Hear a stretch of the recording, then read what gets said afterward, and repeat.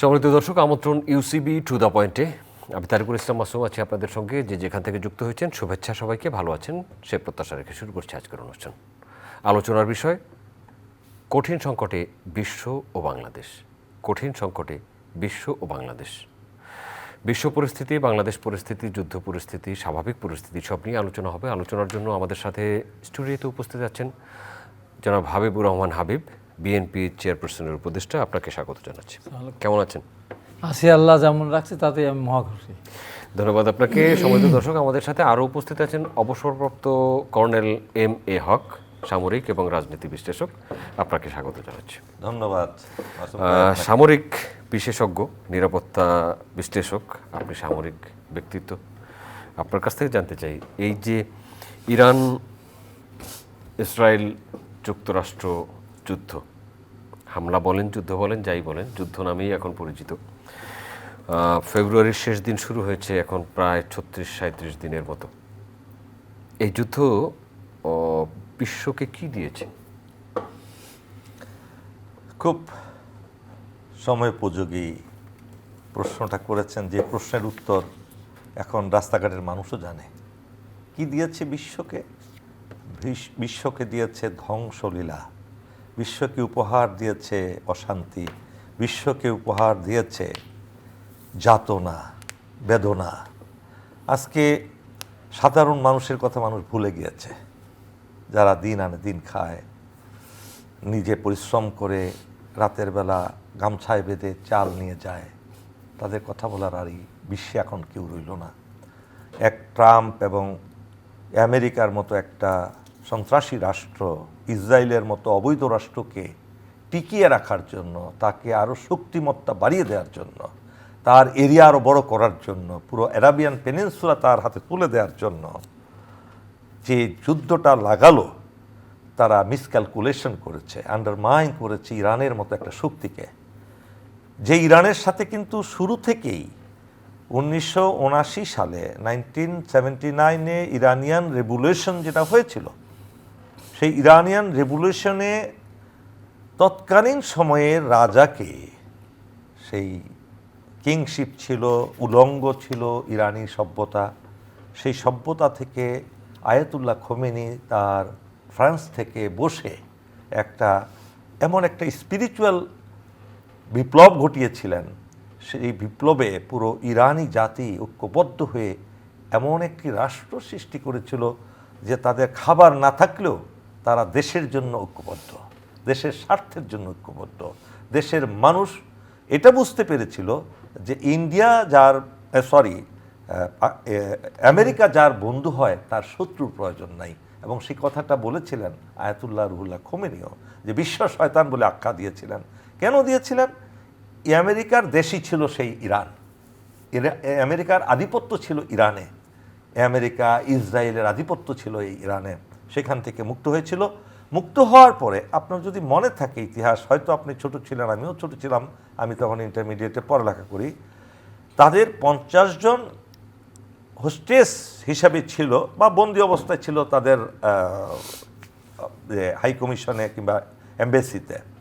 সেই লোকদেরকে উদ্ধার করার জন্য আমেরিকা তাদের সর্ব শক্তি দিয়ে সেই সময়ে লেটেস্ট ওয়েপনারি এবং টেকনোলজি ব্যবহার করে একটা অপারেশন করতে গিয়েছিল তাদেরকে উদ্ধার করার জন্য। আল্লাহর কি রহমত, মরুভূমিতেই তারা সেখানে ধ্বংস হয়ে যায়, উদ্ধার করতে পারেনি। সেই স্পিরিচুয়াল একটা বিষয় আছে যেটা আমরা বিশ্বাস করতে চাই না। আপনার মধ্যে স্পিরিচুয়াল আছে, আমার মধ্যে আছে, আমার শ্রদ্ধেয় হাবিব ভাইয়ের মধ্যে আছে। আল্লাহ বলেছেন আমি ফেরেশতা দিয়ে মানুষকে রক্ষা করি, ফেরেশতার সাথে আছে আমাদের। সেই স্পিরিচুয়ালিটি দিয়ে তখন সংসার। এরপরে কী করলো, ওইটাতে লজ্জা পেয়ে তারা করলো কি, ইরাকের মতো দেশকে ইরানের বিরুদ্ধে লেলিয়ে দিল। সংক্ষেপে আমি বলছি ভাই, ইরানের বিরুদ্ধে লেলিয়ে দিল। দীর্ঘ 9 বছর ইরানের যখন অস্ত্র নাই, গোলা বারুদ নাই, কিচ্ছু নাই, আর ইরাকের অধম্য শক্তি আমেরিকার ওয়েপনারি আছে। আমেরিকা বলেন, আপনার বামপন্থী দেশগুলো বলেন, রাশিয়ার বলেন, সকল আর্মামেন্ট তারা ব্যবহার করলো। কুয়েতের মতো দেশকেও লেলিয়ে দিল। ইরানকে দমাতে পারেনি। ইরানের ঘরের ছোট বাচ্চা পর্যন্ত দৌড়ে গেছে যুদ্ধে দেশের জন্য, এমন দেশপ্রেম তাদের। আর ইরানি জাতির ঐতিহ্য কিন্তু ছোটোখাটো না ভাই। মাসুম ভাই, ইরানি হলো 6500 বছরের পুরনো সভ্যতা, পারস্য সভ্যতা যাকে বলে, সেই পারস্য সভ্যতাকে ধ্বংস করার, কেননা আপনি বলতে পারেন তাহলে ইরানের উপর আক্রমণ করলো কেন? কারণ একমাত্র শক্তি মধ্যপ্রাচ্য বলেন, বিশ্বে বলেন, যে অবৈধ রাষ্ট্র ইসরায়েলকে স্বীকৃতি দেয় না এবং ইসরায়েল রাষ্ট্রের কোনো অস্তিত্বকে তারা মেনে নেয় না। আমরা একটু হাবিবুর রহমান হাবিবুর কাছ থেকে আসি। এই যে সংকট, বাংলাদেশে এর ব্যাপক প্রভাব পড়েছে, বিশেষত জ্বালানি তেলে। আর জ্বালানি তেল ছাড়া তো সব কিছুই অচল, দ্রব্যমূল্য বাড়ার কথা বলেন বা মুদ্রাস্ফীতি, যাই হোক, সাধারণ জীবনের প্রভাব কতটা পড়েছে বাংলাদেশে?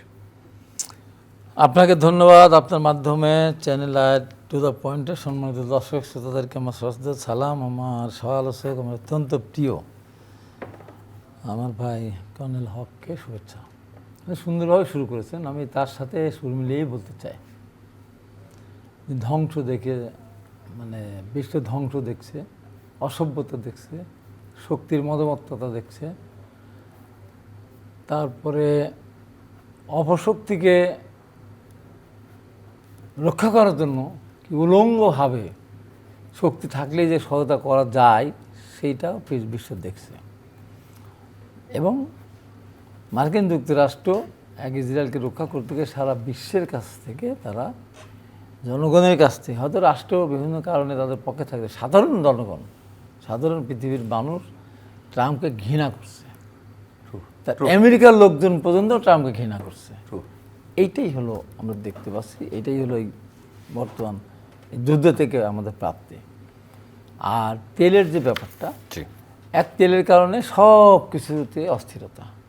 এই যে লাইন দেখে আসলাম আমি, এখন তেল না হলে পরে আপনার গাড়ি চলবে না, তেল না হলে আপনি প্লেন চলবে না, আপনার ট্রেন চলবে না, ট্রেন না চললে আপনার স্টিমার চলবে না, লঞ্চ চলবে না, ফেজ চলবে না, কৃষি আবাদ হবে না, কিছুই হবে না। সেই তেলের সংকটটা দেখা দিয়েছে। যদিও বাংলাদেশ ওখান থেকে আসার সময় হরমুজ প্রণালী থেকে আসার সময় আমাদের বাধা দিচ্ছে না, আমাদের জাহাজ সাইডে চলে এসেছে। তারপরেও তো আশঙ্কা রয়েই গেছে। তার চেয়ে বড় যেটা আমাদের কাছে, আমার কাছে যেটা মনে হচ্ছে, আমাদের নৈতিকতা অভাব হয়েছে। আমরা একই মোটরসাইকেলওয়ালা আজকে তেল নিচ্ছি, কালকে তেল নিচ্ছি, নিয়ে আমরা জমা করতেছি, বোতলে জমা করতেছি, প্লাস্টিকের বোতলে, ড্রামের ভিতরে মাটির নিচে। এবং এ যাবৎ হক ভাই সব ভালো মনে রাগ করবেন না, অনেকগুলো ধরা পড়েছে 20,000 30,000 লিটার করে। খুঁজতে গিয়ে দেখা যাচ্ছে কোরআনের আইন, সৎলোকের শাসন, এই কথা যারা বলেন তাদের লোকজন ধরা পড়তেছে। তার কারণ হলো যারা চাচ্ছে এই মুহূর্তে সরকারকে বেকায়দায় ফেলতে। এইটাতে এই পলিসি, রাষ্ট্রীয় পলিসি। আপনি কি জামায়াতে ইসলামের নাম উল্লেখ করতে চাচ্ছেন না? হ্যাঁ, চাচ্ছি না, মানে পত্রিকা আসতেছে, তো অনেক জায়গায় আসছে। তার বিএনপি করে আপনার কাছে আসছে না, আসুক। হক ভাইয়ের কথা বলছি না, হাবিব ভাইয়ের সাথে আমার সম্পর্ক ভিন্ন, বড় ভাই ছোট ভাই। আমি হাবিব ভাইয়ের সাথে কোনো তর্কে যাব না। আমি ওনার কথা হাবিব ভাই আমার প্রিয় মানুষ। এটা হলো সরকারকে বেকায়দায় ফেলার জন্য। তারপরে এখানে সরকারের মন্ত্রীরা, যেমন এর আগে সরকার একটা প্রজ্ঞাপনই জারি করলো যে এপ্রিল মাসে দাম বাড়াবে না। এইটার কারণ হলো যে নৈতিকতার অপেক্ষা বললাম এই কারণে, একই ব্যক্তি মোটরসাইকেলের তেল নিয়ে গিয়ে দোকানে বিক্রি করতেছে বাইরে, সে কিন্তু 2 টাকার বিক্রি করতেছে, কিন্তু সরকার কিন্তু এই যুদ্ধের মধ্যে 2 টাকা কমিয়েছে, দাম বাড়ায়নি, কমিয়েছে। 22 টাকার কাছে 20 টাকা, 18 টাকার কাছে 16 টাকা কমেছে। কিন্তু এই দুষ্ট লোক যারা, তারা মনে করতেছে যে কোনো মুহূর্তে তেল দাম বাড়িয়ে দিতে পারে। এই কারণে তারা জমাচ্ছে একদিকে, আরেক দিকে ওই যে এই বাজার বিক্রি। কারণ হলো কি, আমার যে গাড়িতে আমি আসলাম, আমার গাড়ি ডিজেলের গাড়ি, তো এর গাড়ি সিএনজি চালিত গাড়ি, তো এখন পেট্রোল থেকে অকটেন থেকে রাখা লাগে। তো গতকাল আমার ওয়াইফের কাছে বলছে যে পেট্রোল কেনা লাগবে, অকটেন কেনা লাগবে। তা আমার ওয়াইফ বলছে ঠিক আছে 1,000 টাকা নিয়ে যাও, কয়েক লিটার থাকলেই তো হলো, স্টার্ট করার সময় লাগে। তা আমি ওকে জিজ্ঞাসা করলাম যে কী ব্যাপার, কি তুমি কী কিনছো, কোথা থেকে কিনছো? দোকান থেকে। আমি কেন, তুমি লাইনে যেতে পারো না? তো বলছে 1,000 টাকার অকটেন কিনতে গিয়ে লাইনে দাঁড়িয়ে আমার ততখানি গ্যাস পড়বে, তো সেখানে আমি 120 টাকার কাছে আমি যদি 200 টাকা দিয়ে বাইরে থেকে কিনি, তাহলে আমার সমান সমানই হবে, তা 3-4 ঘন্টা বসে থাকতে হবে, লাইন থাকতে হবে। আমি সেটা তাহলে তুমি পেট্রোল পাম্প থেকে তুমি নিতে পারতে না, খোলা পথে নিলে কেন? এই যে আমাদের আমি যাবো না, লাইনে যাব না, এই লাইন কিন্তু হওয়ার কথা না। প্রতিদিন তো মোটরসাইকেল তেল লাগে না, প্রতিদিনই গাড়ির তেল লাগে কিন্তু না। কম পরিমাণে কম দিচ্ছে তো, 200 পরিমাণ টাকা দিচ্ছে, কম, হ্যাঁ 200 টাকার দিচ্ছে প্রথম ওই থেকে তো 200 দিয়ে প্রথম 200 টাকা, তারপরে ওর ভিতরে অনেকেই আবার এদিক ওদিকও করে। আমি আমার সাথে আজকে কথা হলো, আমার খায়রুল ফিলিং স্টেশন নামে আমার ঈশ্বর দিয়ে, ওখানে একটা রিসোর্টও আছে, ওখানে রাশিয়ানরা ওখান থেকে তেল নেয়, ভিআইপি লোকজনও নেয়, ওখানে সব লোকজন যায়ও। তা আমি ওকে জিজ্ঞাসা করলাম যে তোমার আগের থেকে তেল এখন কম পাবে না, বেশিতে পায়, ভিড় কেন? ওর ভিড়ও দুই কারণে, মানে আগে তো পেট্রোল পাম্প তো দুইটা পাশাপাশি থাকে, ডাকে ভাই আসেন, আমারটা আসেন, আমারটা আসেন, আর এখন খেদায় দেয়, লাঠি দিয়ে পিটায় দেয়। এই যে অবস্থা, এই নৈতিকতার কারণেও হতাশা সৃষ্টি করার কারণে বাংলাদেশের সংকটে দেখা যাচ্ছে। ধন্যবাদ আপনাকে। শেষ কথা বলতে যেটা বোঝায় যে এই সংকট যদি না কাটে, যুদ্ধ যদি বিস্তার লাভ করে আরও, তাহলে সারা পৃথিবী ধ্বংস হয়ে যাবে। আমরা তো হবই, আমরা হব আর্থিকভাবে ক্ষতিগ্রস্ত হয়ে, আমরা তো দুর্ভিক্ষের মধ্যে পড়বো। যেমন আমাদের আসল উপার্জনটা কি বলুন তো আপনি? আমরা কৃষির উপর টিকে আছি, রেমিটেন্স, তো সেটা বন্ধ হয়ে যাবে। এখন তার মিডল ইস্টের লোক যাচ্ছে না। এবং আমাদের আরেকটা আছে পোশাক খাত, আজকে যুদ্ধ অবস্থার কারণে আপনার অন্যরা অর্ডারটা কমে যাচ্ছে, এই অবস্থা হচ্ছে না। তাহলে আমাদের জন্য সবচেয়ে বড় সংকট। আসবো আপনার কাছে। এম এ হক, নৈতিকতার কথা শুনলাম, সুযোগ পেলে সবাই নৈতিকতার পরীক্ষায় উত্তীর্ণ হতে পারে না, কেউ কেউ পারে, কিন্তু যারা পারে না, যারা পারে তাদের মধ্যে অনেক ব্যবধান।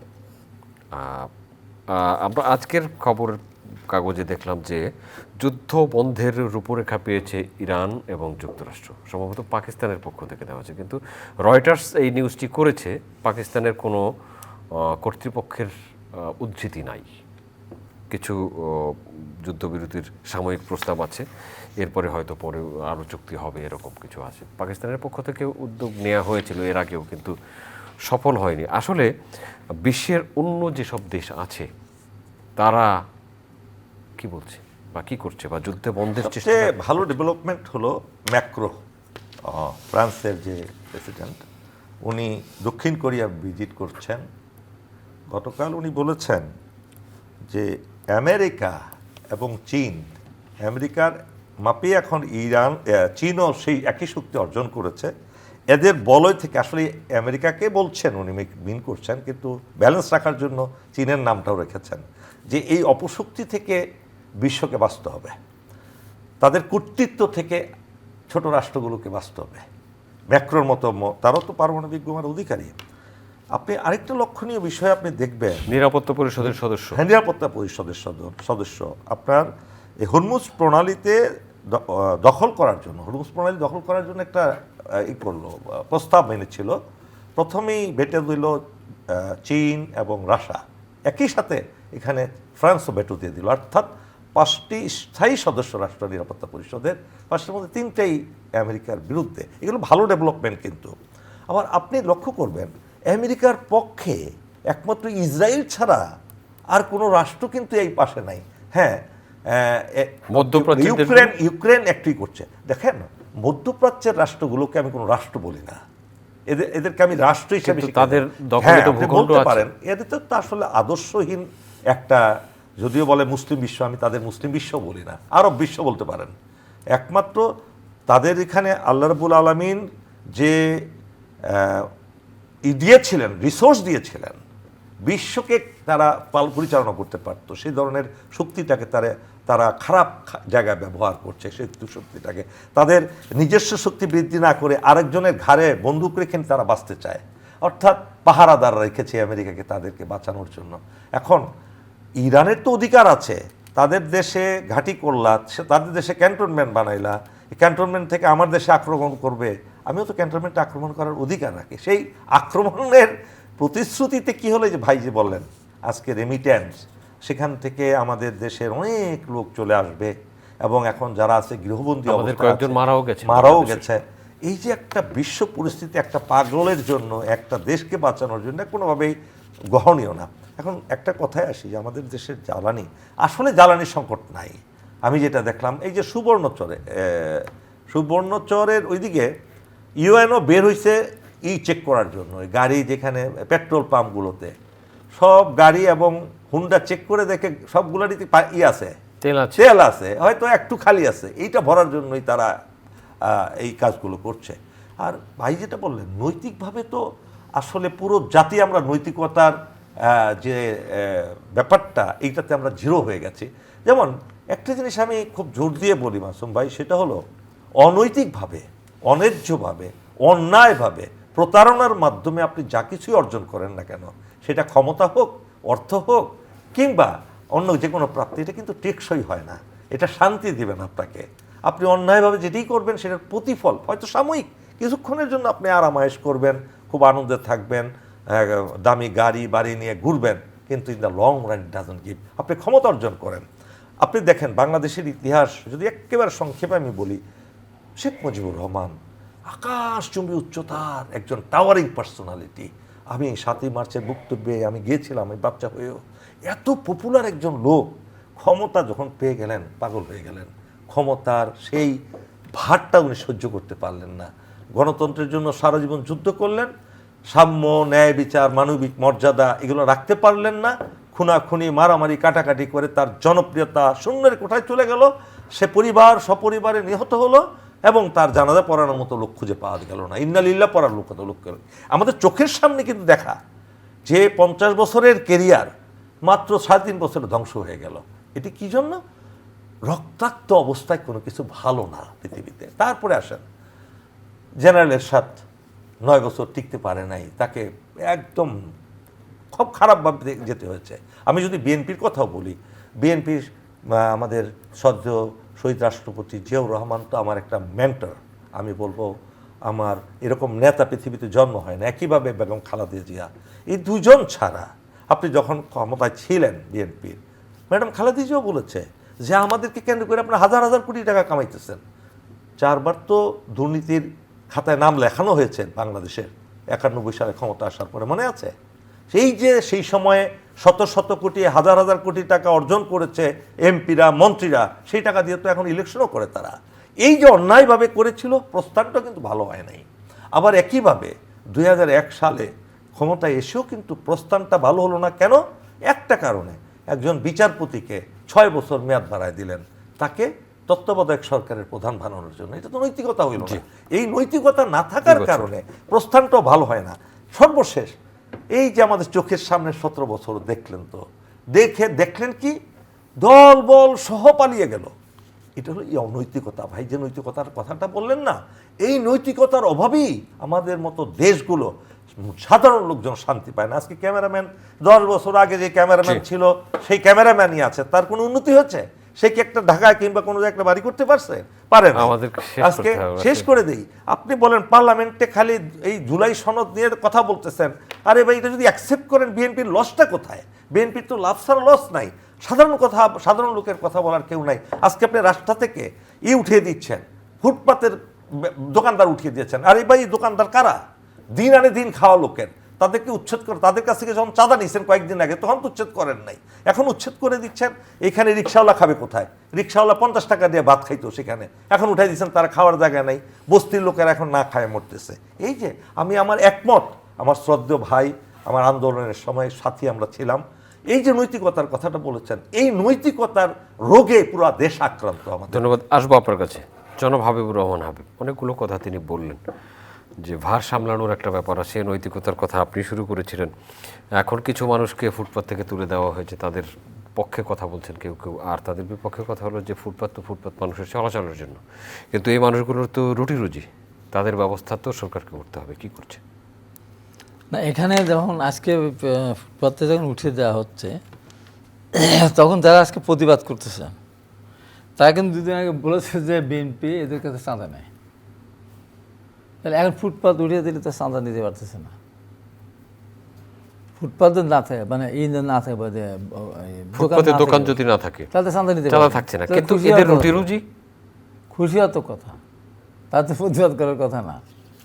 এখন আমার প্রশ্ন হলো যে ফুটপাত থেকে আপনি উঠিয়ে দিচ্ছেন, তাদের অল্টারনেটিভ একটা জায়গা দিতে হবে আপনাকে। ট্রু। আপনি বলেন যে ঠিক আছে আমি উঠিয়ে দিলাম, 4টার পর থেকে তারা বসুক। আমি সারাদিন ধরেও যদি বাজার খোলা থাকে, আমার একটা শার্ট কেনার দরকার থাকলে আমি তাই কিনবো। আমার যদি শার্ট 2টা কেনার দরকার হয়, তাহলে আমি 4 ঘন্টার দোকান খোলা থাকলে ওর ভিতরেই আমি কিনবো।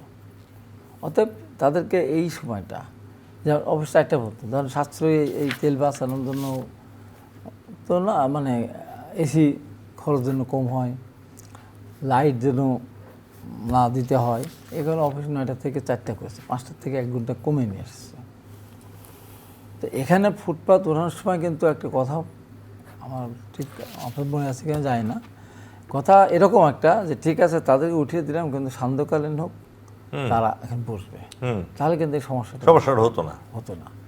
এইটা বিবেচনা করলে পরে আমার মনে হয় যে আর কারো আপত্তি থাকতো না। আমি সপ্তাহে 2 দিন আমাদের ছুটি থাকে, যারা সরকারি চাকরি করে বা অনেক বেসরকারি চাকরিও, তা আমার তো রোজ রোজ তো আমার শার্ট প্যান্ট কাপড় চোপড় শাড়ি রুঙ্গি কেনার দরকার নেই। আমি 2 ঘন্টা 4 ঘন্টা বিকেল 4টা থেকে যদি ফুটবল বসে, তাহলে বোধ হয় হয়তো 8টা পর্যন্ত বা 7টা পর্যন্ত থাকলো। এখন যদি বিদ্যুতের জন্য বলতেছে 7টা পর্যন্ত, তাতেই যথেষ্ট। তো আমার সারাদিন ধরে আমার কিনতে হবে, সারাদিন ধরে ঘুরতে হবে, এটা তো দরকার নেই। থাকতেই হবে। অল্টারনেটিভ না রাখলে পরে এই লোকগুলো কিন্তু কালকে সরকারের বিরুদ্ধে যে কোনো একটা মানে যৌক্তিক কারণ ছাড়াও যদি একটা কেউ ডাক দেয় কোনো মিছিলের, এটা কিন্তু সেই জায়গায় চলে যাবে, সেই মিছিলে চলে যাবে। ওই যে তাকে উঠিয়ে দেওয়া হয়েছে, কিন্তু অল্টারনেটিভ তো তাকে জায়গা দেওয়া হয় বা সময় দেওয়া হয়। ঠিক আছে, আগে সারাদিন থাকতো, রাস্তায় মানুষ চলতে পারতো না, এখন 4টা থেকে বসো। এখন প্রশ্ন হলো কিন্তু ফুটপাত থেকে কারা কিনে? ফুটপাত থেকে কেনার জন্য কি লোক আলাদাভাবে যায়? এটা কিন্তু একটা বিরাট প্রশ্ন। এই ফুটপাত থেকে কারা কেনে? যারা বিভিন্ন সরকারি চাকরি, বেসরকারি চাকরি, ছোটোখাটো যারা চাকরি করে, ওই অফিসে যখন যায়, ওই যাওয়া আসার মধ্যে কিন্তু তারা কিনে। অফিস থেকে যখন বেড়ে তারা চলে আসবে, তাহলে ওটা কিনতে হবে কি? মধ্যে দিলে আপনি জানতে 5টার পর লোক পান কিনা, 4টার পর লোক পান কিনা, ফুটপাতে করে একটা জিনিস বিক্রি হয় কিনা, এখানেও কিন্তু একটা সমস্যা আছে। এটা মহা সমস্যা। এই লোকগুলি যায় অফিসে, আমি যাচ্ছে সচিবালয়ে যাচ্ছি, যাওয়ার পথে বা আমি মধ্যে দিলে যাচ্ছি একটা কাজে, ওইখান থেকে একটা 200 টাকা দেখছি। আমি অনেক শার্ট ফুটপাত থেকে কিনি, আমি নিজেও কিনছি। আমি নিজে একদিন 30টা শার্ট বানালাম, 400 টাকা না 300 টাকা কাপড় কিনলাম, আর 250 টাকা বানলাম, 30টা 29টা শার্ট বানলাম একদিনে। এটা টকশো আসে। তো এই জিনিসগুলো কিন্তু সুচিন্তিত হয় কিন্তু করতে হবে, তা না হলে কিন্তু সরকারের জন্য সমস্যা। এবং একটা জিনিস হলো কি, যে আমাদের শুরুটা কিন্তু তারেক রহমান খুব ভালো শুরু করেছেন। এই যে হঠাৎ করে যে বিপদে পড়লেন, যে দাম বৃদ্ধি, আমাকে যুদ্ধ লেগে গেল, দুদিন আগে দেখেন উনি তো ঘোষণা দেন নাই যে আমার দল ক্ষমতায় গেলে আমরা ট্যাক্স ফ্রি গাড়ি নেব না, আমরা এমপিরা প্লট নেব না, বলেন না। কিন্তু এখানে এসে কিন্তু উনি বলে ফেললেন, কেউ প্রতিরোধ করতে পারলো না। কিন্তু দলের ভিতরে প্রতিরোধ করে, হ্যাঁ আপনি কেন বললেন, আমার তো প্লট নেই, আমার তো বাড়ি নেই, কেন আপনি ঘোষণা দিলেন, আমার তো গাড়ি নেই, আমি ট্যাক্স ফ্রি কেন নেবো না? কেউ প্রতিরোধ করেছে না। উনি এই যে ওনার গাড়ির বহরে ওনার 16-18টা গাড়ি থাকতো, উনি গাড়ি কমে 3-4টে গাড়িতে নিয়ে আসতো। ভাই আমি একটা শ্রদ্ধা ভাই, আমি এখানে একটা তারেক রহমান ব্যক্তিগতভাবে উদাহরণ সৃষ্টি করছেন, ব্যক্তিগতভাবে, বাট এটাকে আরও অনুকরণীয় করার জন্য উনি যেমন অফিসে চেক করছেন, আর তার বাবার এটা তো পেয়েছেন রক্তে। আপনি দেখেন সচিবালয়ে কী পরিমাণ গাড়ি যাতায়াত করে প্রত্যেক দিন, যতগুলো মন্ত্রণালয় আছে, যতগুলো সেক্রেটারি আছে, মানে একদম ম্যাজিস্ট্রেট থেকে শুরু করে, তারা প্রত্যেকেই গাড়ি নিয়ে যায়। এটা কি বাস সিস্টেম যদি উনি করে দেন, সবাই তো এক জায়গায় বসবাস করে, এই যে যদি জ্বালানিকে আমরা সমৃদ্ধ জ্বালানি সঞ্চয় করতে চাই কিংবা জ্বালানি খরচটাকে রোধ করতে চাই, সেটা করতে পারেন। কিন্তু বাসে আসা যাওয়া করলো, পৃথিবীর অনেক দেশে আছে। আপনি বলেন এই টার্মেন্টসের অফিসাররা তো এক গাড়িতে যাচ্ছে, আলাদা আলাদা গাড়ি, কিন্তু সচিবালয়ে প্রত্যেকেরই আলাদা আলাদা গাড়ি। এই উদাহরণগুলো যদি আমি অনুরোধ রাখবো আমাদের মাননীয় প্রধানমন্ত্রীকে, যদি এই অনুষ্ঠান শোনেন, এইভাবে এখন প্রত্যেকটা অফিসে বলা হোক এটা বাসে যাবেন অথবা মাইক্রো বাসে করে আপনারা অফিসে যাতায়াত করবেন। আর অফিস টাইম এসি টেসি অপ্রয়োজনে জ্বালানো থাকে, একটা এসি চলতেছে, 3টা এসি চলতেছে, পিয়নের ঘরে এসি চলে। এই জিনিসগুলোকে সাশ্রয়ী করার জন্য যদি নজর দেয়, আমি আমার শ্রদ্ধা ভাইকে বলবো এই জিনিসটা যদি নজরে আনেন, আমার মনে হয় দেশের জন্য। আমরা চলেন না হানাহানি, মারামারি, কাটাকাটি, দলীয় কোন্দল টন্দল ভুলে গিয়ে আমরা ঐক্যবদ্ধভাবে দেশ গড়ে তুলি। দেশকে ভালোবাসি, দেশকে উপরে নিয়ে যাই। আপনার প্রস্তাবটা অত্যন্ত উত্তম প্রস্তাব। উনি নিজে এই যে ট্রাফিক বন্ধুকে 1 ঘন্টা 40 মিনিট সমস্ত রাস্তাঘাট বন্ধ রাখতো। কি যে মানুষের Very good বিপদ decision. ছিল। সেখান থেকে তো উনি সেক্রেটারি উনি normally একা যান, ওখানে গিয়ে অফিস করতেছেন, আর সেক্রেটারিদেরকে প্রধানমন্ত্রীর অফিসে আসার জন্য 100 টাকা দিয়ে আনতে চলছে। হয়। গাড়ি আনতে হচ্ছে না, এই যে একটা পদক্ষেপ ওর ভালো পদক্ষেপ, এবং উচিত আমাদের ওনাকে অনুকরণ করা। অনুকরণ। উনি যেহেতু আমাদের নেতা, কিন্তু আমাদের দুর্ভাগ্য ওনার মতো নেতা, উনি এতদিন পর দেশে আসলেন, 18 ঘন্টা 16 ঘন্টা উনি যখন থেকে প্রতিদিন কাজ করেছেন স্কাইপ মাধ্যমে। মা মারা গেলেন আসার 5 দিন পর। পৃথিবীর ইতিহাস এর চেয়ে দুঃখের আর কিছু নেই। True. বাবাকে ছোটোবেলা হারিয়েছেন, ভাইকে হারিয়েছেন, কবরে মাটি দিতে পারেন নাই, তারপরে জানাজায় অংশগ্রহণ করতে পারেন নাই।